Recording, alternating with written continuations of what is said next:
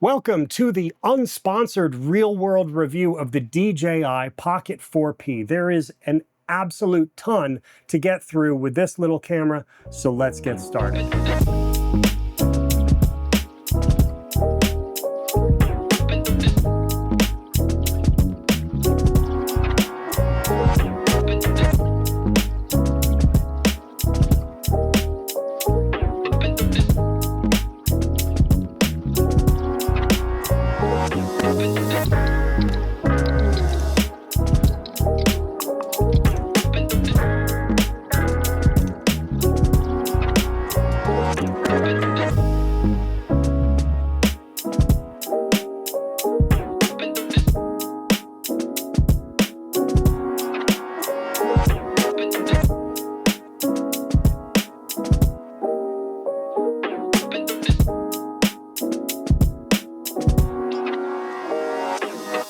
Hey, my name's Justin Brooks. I'm a filmmaker here in New York, and being a relatively small channel, DJI has no idea I exist. So I purchased this little camera with my own hard-earned cash.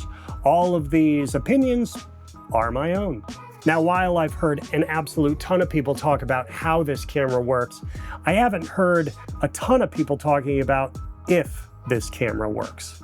Now, right up front, there is an absolute ton to love about this camera. It is a really great little pocket camera, but that doesn't mean it doesn't have its issues. In fact, some of those issues were relatively surprising, but we'll get deeper into that the further we go in the video.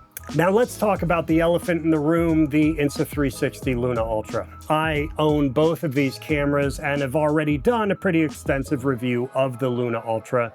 Link somewhere up here, but I wanted to give the Pocket 4P its own fair shake. So this is not going to be a comparison video. That being said, there will be a comparison video happening very soon. So like, subscribe, do all the YouTube stuff, keep informed to exactly when that drops. Now, before we get started, no, this camera is not readily available in the US, at least not with the DJI branding. There is, of course, Extra Muse, which we all pretty much know is DJI, and now the FCC does as well. So that might also become an issue. But that doesn't mean you can't get your hands on this camera. If you're a gambling man or woman, there are plenty of loopholes that you can pull through to get this camera to your front door. In fact, I'll provide a link down below where I got mine, and you can roll the dice. Hopefully you get yours if it's something you're looking to do. But now that that's out of the way, on to the review. Now, when I picked up this camera, I picked up the vlog combo, and I'll be using all of the stuff provided in that package. That includes this little mic mini. So if you were wondering just how this sounded, well, I am going to be using it throughout the duration of this review. And the reason I'm not holding the Pocket 4P is because, well, I'm shooting on the Pocket 4P. I want as much footage in this review to be shot on this camera as possible, because to me personally, regardless of my opinion on the camera, I think what's most important is whether or not you like the image. That is the end-all be-all of any camera, really, is, are you attracted to the image? So unless otherwise noted, every bit of footage in this review will and should be shot on the DJI Pocket 4P. If it's not shot on the Pocket 4P, I will notate it in the lower third. Now let's talk hardware. The Pocket 4P is pretty much what you'd expect out of a DJI Pocket camera. It's pretty well built, and its physical dimensions are at least close enough to previous iterations that you can use most, if not all, of your previous DJI Pocket accessories that you've purchased for, say, the Pocket 3 or the Pocket 4. That is, of course, with the exception of ND filters. You can use just about everything you used on previous iterations of this camera. At least that's been my experience thus far. But as far as build, it's fantastic, it's robust, it feels strong, nothing feels flimsy. Yeah, it just feels like a professional product. But that's really what we'd expect coming from DJI, and the fact that they've been, well, in the game for a while now. Now, the obvious physical difference is, of course, the head of the camera, or the two-lens setup on the gimbal. This new camera involves a 20mm wide lens and a 60mm telephoto. Now, I've heard quite a few people complain about the camera feeling heavy or off balance. Now, in my personal opinion, I think those people are honestly just looking for something to complain about, or they really, really badly need to hit the gym. The camera feels perfectly fine in the hand, and I've been using it for a good couple of days now. It really shouldn't wear you out. At least, I hope not. Well, all this image processing power comes at a cost, and that is, of course, battery life. I was clocking in around 1.5 hours of mixed frame rate, continuous use, before I'd have to plug the camera in. And sadly, the Vlog combo did not come with an extended battery grip like it has in the past. But luckily, I have this. That is the Ulanzi M93 rechargeable battery grip. I love Ulanzi products, and this is no different. It's a pretty fantastic little handle, charges my camera throughout the day, keeps me at a full charge for a full day of shooting, and this is awesome. That's right, you've got a little built-in tripod, and come on, that's so satisfying. I love it. It's like a switchblade of a tripod.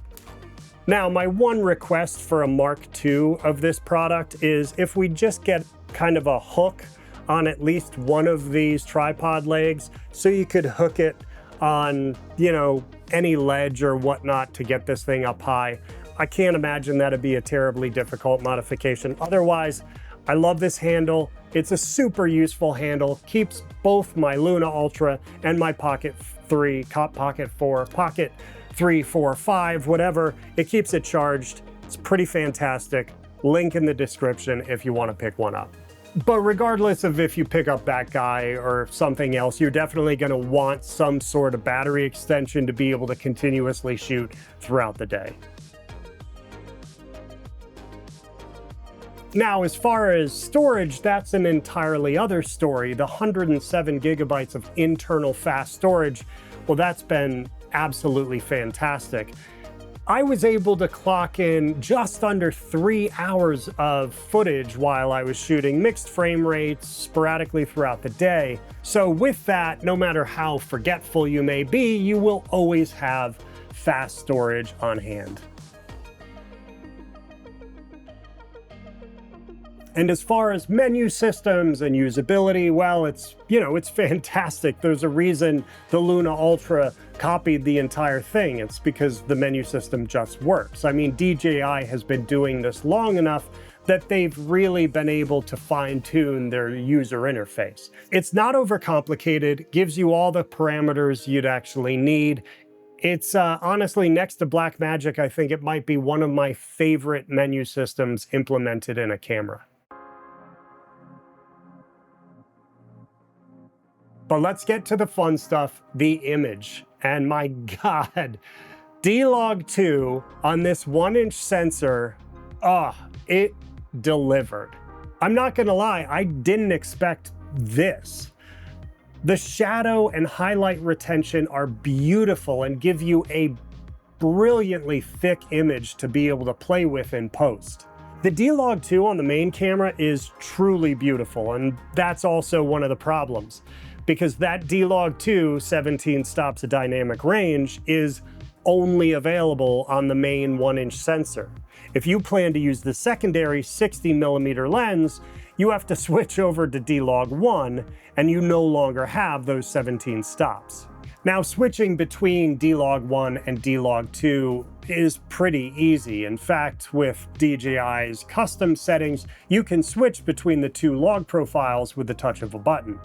But that does bring up a bigger issue with the image here. Now, D-Log 1 and D-Log 2 expose differently. And on top of that, each lens has a different f-stop value. And on top of that, you can't use auto ISO in exposure for D-Log 2.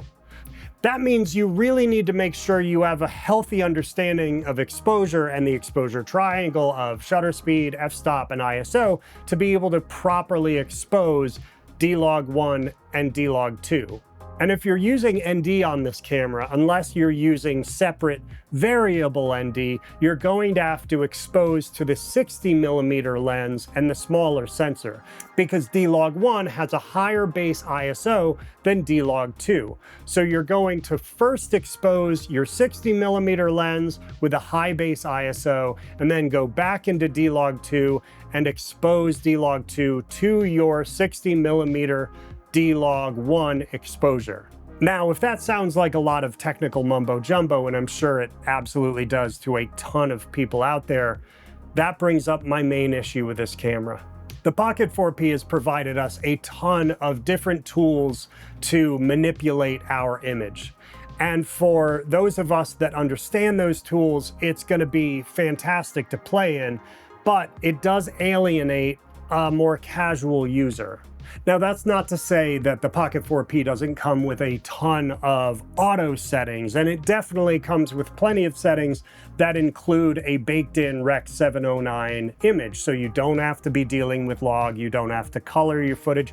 If you want to just pick up a camera and go, you can. But in my opinion, I'm not crazy about the way DJI exposes that image when put into auto settings, and I think the color and the fidelity of the image, well, it just feels over-processed.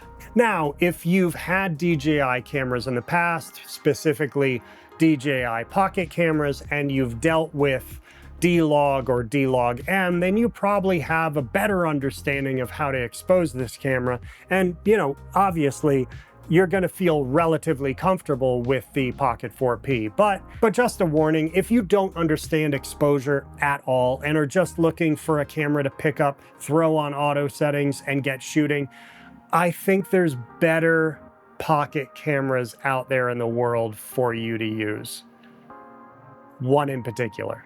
Now, another issue with the log profiles, and something that doesn't really bother me all that much, but it may bother some out there, is it does inhibit your ability to continuous zoom when shooting in D-Log2, because of course D-Log2 only works on the 1-inch main sensor. So to be able to get a continuous zoom, you're gonna have to switch over to D-Log1, and you lose those 17 stops of dynamic range. Now, the zoom, to me, that's not a big issue. I don't see myself out there doing crash zooms or anything with a pocket camera, but for those of you that do like a slow, steady zoom, you're only going to be able to do that in D-Log1. But all that being said, this is every bit the professional image manipulation we've been hoping for in a pocket camera. We have two very robust log profiles and a very noticeable, very obvious 17 stops of dynamic range. Now, with a little bit of firmware just down the road, I could definitely see DJI making both of these log profiles work beautifully in concert with one another, but for now, it just feels a little bit clunky. But on to Active Track. Up front, I'll say when it works, it works. I actually really love the way the Pocket 4P composes its Active Track. It doesn't just give you a mile of headroom and just keep you in the center no matter what, like, you know, other Pocket cameras I've reviewed. But this is a pretty pleasing track. Again, you can be confident that in a very basic situation with very basic obstructions, you're gonna be okay. It's gonna pick you up, and it's gonna do so in a pretty organic manner and keep you in a really nice composition. So when you're talking about the basics, Active Track 7, pretty nice. When the Active Track is functioning as it should, it gives a really nice organic track with solid framing, but that's just it. That's only when it works. So this is an attempt to see how this tracking works in a real world situation, and I can already see it's fallen off of my zone tracking. All right, it's kind of coming back here. It's moving around, and it's fallen off entirely. There it is. You can see this has just entirely fallen off, and it's tracking some trees back there. In my testing, I felt Active Track fall off numerous times in really simple real-world scenarios. And it actually frames fairly nicely. I like the composition, except right now where it's pushing me off to the side. So that is, see, that's one of the quirks. I don't know why I'm right justified right now. But let me go into the composition settings here. We're gonna choose to keep me middle top frame. So this is typically where I'd like to be when I'm actually addressing camera. Now I have noticed it's lost the track. It's actually showing a box on that tree. So it clearly has just lost me. Yeah, and I've barely done anything differently. It's lost me, it's tracking a tree. And being that active track is meant to be a set it and forget it kind of feature, the fact that it failed so often doesn't give me a ton of confidence. The zone tracking seems to kind of confuse the active track a little so that it falls off more frequently. So, I don't know. That's not awesome. But all these problems can certainly be fixed in future firmware upgrades. But my God, I feel like I'm saying that about every camera that comes out these days. Oh, the camera's fine, but it'll be way better in a year. Like, just release a finished product. And that actually brings me to this little guy right here. Now, is it nice to have? Sure it is. I guess it's a really, really small image, and they actually don't provide you with a preview LUT on log in this little guy, so it's really, really hard to see in direct sunlight. I'll be honest, it feels a lot like an afterthought for DJI, as I'm sure it was. I mean, I'm sure DJI saw the Luna Ultra get its announcement and thought, my God, we need to have an external monitor. And so we get this thing. Now, that being said, just the fact that this little thing exists gives us the possibility that maybe down the road, DJI gives us a bit of a more pro controller with maybe a bigger screen, more custom buttons, functionality. Anyway, it's a wish list item, I guess I would say. So DJI, if you're listening, and you're probably not, but if you are, that'd be cool. It'd be just this, but like, make it like super, I don't know, usable. Now, I also have to mention the Pocket 4P's audio. I mean, the microphones are fine, they do a good enough job, but it's really the fact that you can record dual channel audio using the microphones of the camera itself while also recording a separate track from your DJI lav mic. I mean, that's absolutely fantastic. Now, there's plenty of times that if I'm doing a talking head, I'd love to bring up a sound up or just some diegetic sound while walk and talk kind of situations. I think it's an absolute pro feature to have that multi-channel audio. So timecode, multi-channel audio, I mean, those are all pro features for sure. Now, to round out the image conversation, I have to bring up 4K 240 frames per second. It's fine. You can't shoot it while using a log profile, and the image itself, to me, feels very heavily processed, but it does a good enough job, and there's plenty of people out there that are absolutely gonna love that feature. Now, you do have the choice to shoot between 100, 120, 200, and 240 frames per second, but to be perfectly honest, it feels more like a nice to have than a standout feature. Now, as far as photos, I was impressed. I mean, it's not gonna kill your standalone photo camera, but I mean, the images look fantastic. I'd say as far as a photo mode in a video-centric camera, I mean, it's a great feature. Photos look surprisingly good and are gonna be more than enough for any social media.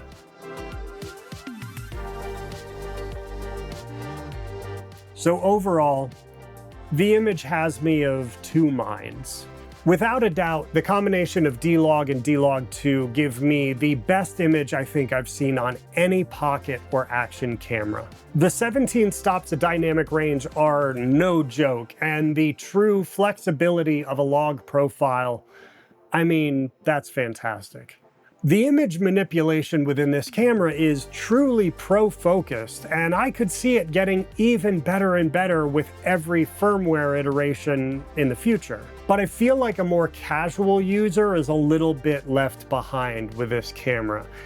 It feels like low-friction filmmaking was not the goal here, but rather it feels like they were trying to get as close as they possibly could to a cinema camera while still maintaining this form factor. This camera feels to me more like a little brother to a Ronin 4D than it does a big brother of, say, an Osmo Pocket 3. But then again, with an announcement of this camera being at the Cannes Film Festival, that may very well have been the point. As I initially expected, I think this is really a camera that's pointed more towards the pro market. Now, if you've been collecting DJI cameras for a while now, I don't think that it's outside of the realm of possibility that you'll kind of take to this camera like a duck to water. But there are a few things in there that make this a little more professionally minded, especially when it comes down to exposure, understanding exposure, and understanding the relationship in exposure between those two lenses, the 20mm and the 60mm.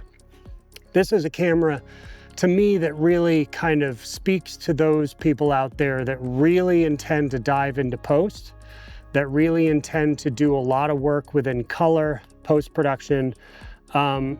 This is really a camera for people that love command over the image. Now, that being said, I think that that leans this camera a little further away from the casual market. I think there's a lot of things in here that may very well kind of overwhelm a casual user, and this might not be the camera for them.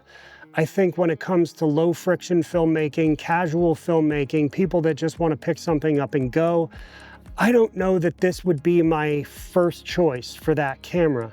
That being said, for those people that have just a little more interest in professional video and a little more interest in learning their gear and really playing with exposure, I think this is a phenomenal camera, and the picture speaks for itself. I mean, I have to say that 17 stops of dynamic range, I thought that that was probably a shtick, and that turns out to be 100% true. The highlights versus the shadow variance that I'm getting in here is absolutely amazing. I was pretty blown away with my tests seeing outside of the window while also capturing everything interior.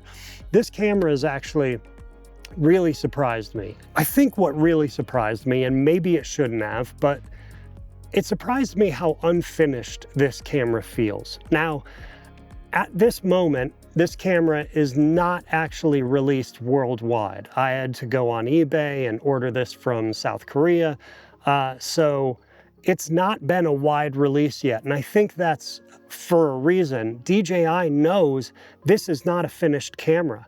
There's a lot more that they need to do and tweak to make sure that this camera is as professional a piece of hardware as they've been promising when they showed up to Cannes. I think that this is a camera that has a lot of growth yet to do, but when that comes, I think this is going to be an absolute powerhouse of a camera. This is going to replace a lot of those little point and shoots that people have been traveling around with. The picture alone is worth everything in this camera, and I think when DJI catches up in firmware upgrades with all the other little quirks and things that feel yet unfinished, well, I think then we're going to have a pretty phenomenal camera. But I will say, as it is right now, this feels like an unfinished camera. A pretty fantastic unfinished camera, mind you, but an unfinished camera. So, to DJI, I look forward to you completing the Pocket 4P.